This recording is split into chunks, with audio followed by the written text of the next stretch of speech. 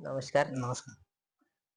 दादा आज बाईट घ्यायचं कारण सलग लखन आपला हिंदकेसरी तर आहेच, पण आता सलग ज्या मैदानात जाईल त्या मैदानात खूप चांगल्या नंबरात पळतोय, चांगला पळतोय. सध्या आताच मराठवाडा केसरी मैदान झालं आणि लखननी अपेक्षा भंग होऊ दिल्या नाही. होम ग्राउंड वरती पळून आज कडनं पडून 2 नंबर केला. काय सांगता येईल लखनबद्दल? नाही, खरं तर ते सगळ्यात आधी एक सांगतो की मराठवाड्यामध्ये प्रथम एक खूप चांगलं नियोजनाचं आणि चांगलं मोठ्या बक्षिसाचं मैदान पार पडलं. हो. कमिटीने नियोजन पण एक नंबर केलं होतं. इतकी मोठी पब्लिक येऊन कोणी तासात कोणी तोंडावर अजिबात पब्लिक नव्हती त्या शर्यतीमध्ये. आणि तिथं ठीक आहे, आता आम्हाला एक नंबर नाही जर येऊ शकला तर बैलांना 2 नंबर गुलाल जरी केला तरी आम्ही त्याच्यावर खुश आहे. आणि आम्ही मागच एक सोडून दिले त्याच्यापासून अपेक्षा करणं की त्याने प्रत्येकच मैदानात एक नंबर करावा. मैदानात जाण्याचा उद्देश प्रत्येक बैलगाड्या शर्यतीवाल्याचा असतो, त्याला गुलाल लागावा.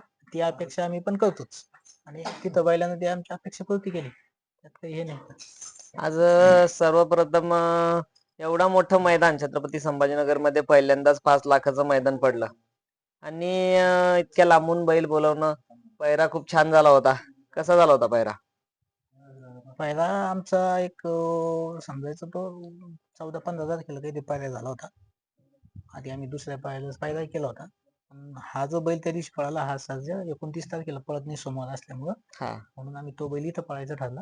हा आणि जो काही इथं आधी पायरा केलेला बैल होता की आम्ही खरं ते वेगळा विषय झाला. नंतर तो बैल आम्ही 29 तारखेला पळणार होतो. हा. ते आमचं डोक्यात होतं आणि मी त्यांना तसं फोनवर बोललो होतो पुढच्याच मैदानामध्ये आपण पळू. पण ते समजा नाही होऊ शकलं पायरा, तो भाग वेगळा. आज सर्जाची याची गाडी 2 मैदानात पळाली आहे.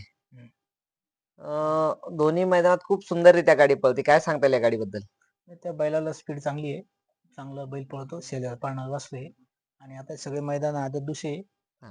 दुसऱ्यामध्ये मोजकेच बैल चांगल्या ह्याचे पळते आणि लखानावरती आमचं एक डोक्यात असतं की आम्ही खूप मागचा बैल लगेच बारीक वासरू चालित नाही, पळत नाही, आम्ही जाणून आम्हीच नाही पळत त्याच्यावरती. तो वासरू पक्क पण आहे पळायला, स्पीड पण आहे त्याला आणि शिस्तीचं पण आहे. म्हणून आम्ही तो छोटं बैल वासरू पळवतो. पळवणं एवढं शक्य पण नाही. कारण की लखनच्या स्पीड समोर त्या वासराला घात होऊ नये. स्पीड खूपच आहे असं काही मी म्हणणार नाही. खालून बैल थोडासा स्पीड निघतो. नवीन नवीन वासरू, नवीन बैल यांना थोडंसं तिथं प्रॉब्लेम येतो.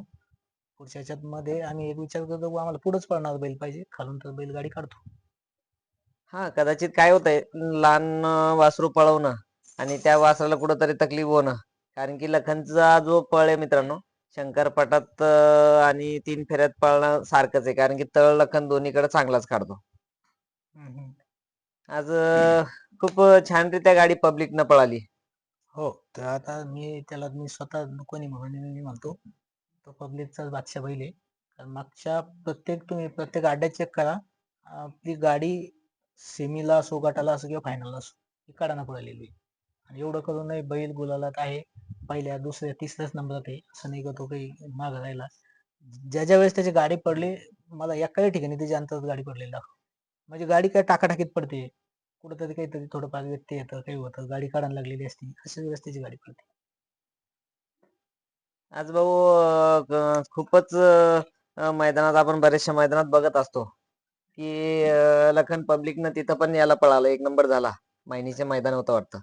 तिथं पण पब्लिकला पळताना अखंड महाराष्ट्राने बघितला आणि त्याच्यापेक्षाही जास्त पब्लिक खालच्या मैदानात होती. हो, खूप पब्लिक होती बाजूना. त्याला गाडी सपोर्ट नव्हता, कडा नव्हता आणि त्या जे पाट्या बनवलेल्या होत्या 1, 2, 3 नंबरच्या पाट्या, ह्या नवीन बनवलेल्या होत्या. बाकीच्या पाट्या तिथे बिनजोडच्या होत्या म्हणून त्या टणक आणि पुरी जुन्या पाट्या होत्या. त्या नवीन पाट्यामध्ये जास्तच त्याच्यात नेऊन सोडलेली लेवल केली, त्यात माती वगैरे जास्त होती. इकडल्या बैलाला थोडं पळायला प्रॉब्लेम येत होती. म्हणून गाडीचा कुठंतरी 2 नंबर झाला. आज आपल्या भागात एवढ्या मोठ्या मैदानात सगळ्यांचं लक्ष होतं लखनवर, की होम ग्राउंड आणि इतकं काय वाटत होतं मनात? काय अपेक्षा होत्या त्या टायमाला? एवढं मोठं मैदान आहे, गाडी गुलाला जावी या अपेक्षा होती आणि ती पूर्ण झाली. माझ्यापेक्षा संबंध आपल्या मराठवाडावासियाची त्या बैलाकडून काहीतरी अपेक्षा असते. म्हणून आम्ही चांगलं नियोजन, व्यवस्थित त्याचं ते सगळी काळजी घेणं आणि मोजक्याच मैदानात बैल पळवणं या गोष्टी आम्ही करतो. कारण तो बैल नुसता आमचाच आहे असं आम्ही कधीच म्हणत नाही. हा पूर्ण मराठवाडा, विदर्भ, नाशिक जो पट्टा आहे, नगरपासून हे लोक आपला बैल आहे असं म्हणतात. आपला बैल त्याला ही हे गोष्ट म्हणून तर म्हणते. खरी आहे. म्हणून म्हणून आम्ही त्या बैलाला आमचा आणि सगळ्याचा म्हणून आणि चांगल्या प्रकारे तिचा सांभाळ करतो. चाहत्यांची खूपच गर्दी होती. हो. आता त्या दिवशी ते सगळं कळालं असत, की पुण्याचे लोक जसे बकासूरवर प्रेम करते तसे आपला मराठवाडा विदर्भ पूर्ण लोक त्या लखनवर प्रेम करतात. आणि खरंच ह्या क्षेत्राला आपल्या एरियासाठी का होईना पण एका एका वेगळ्या लेवलला त्यानं नेऊन सोडलं, ही गोष्ट खरी आहे.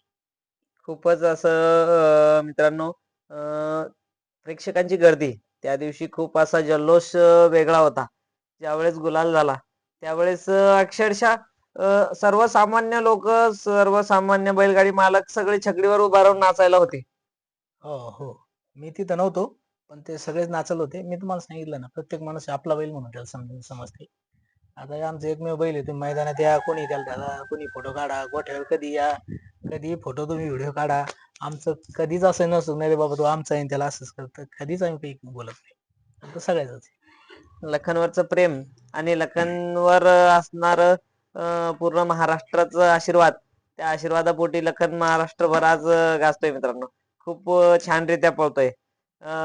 झाल्या होत्या काही गोष्टी गैरसमज, त्या सगळ्या गोष्टी काही वाद नाहीये मिटलाय. सगळ्या गोष्टी व्यवस्थित आहे. कोणाबद्दल राग द्वेष काही नाहीये. कोणी मी माझ्या YouTubeच्या चॅनलच्या माध्यमातून सांगू इच्छितो, की कोणी वाईट कमेंट करू नये आणि अफवांना बळी पडू नये. आणि भाऊने आपल्याला वेळ दिला याच्यासाठी खरंच भाऊंचा खूप खूप धन्यवाद. धन्यवाद.